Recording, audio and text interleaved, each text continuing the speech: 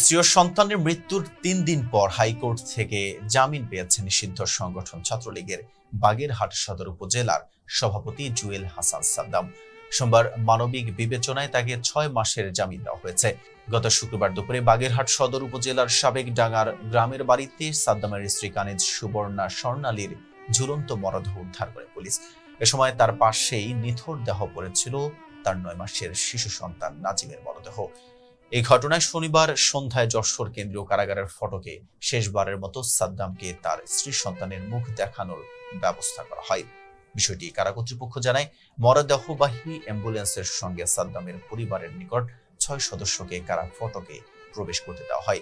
স্ত্রী ও সন্তানকে শেষবারের মতো দেখতে মিনিট ৫ সময় দেওয়া হয় সাদ্দামকে।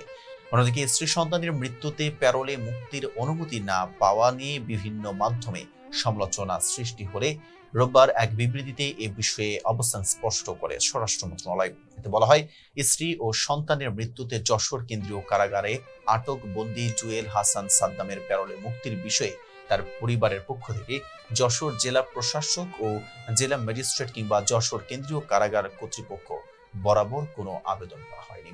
সাদ্দামের পরিবারের মৌখিক অভিপ্রায় অনুযায়ী যশোর জেল গেটে তাকে স্ত্রী ও সন্তানের লাশ দেখানোর সিদ্ধান্ত হয়। বিবৃতিতে আরো বলা হয়, মানবিক দিক বিবেচনা করে এই বিষয়ে যশোর জেলা প্রশাসন ও যশোর কেন্দ্রীয় কারাগারের পক্ষ থেকে সর্বোচ্চ সহযোগিতা করা হয়েছে।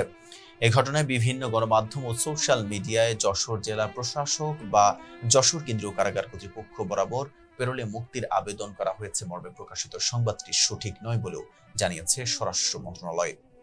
এতক্ষণ সাথে ছিলাম মেহেদী হাসান। ফেজ দ্য পিপলের সাথে থাকার জন্য ধন্যবাদ।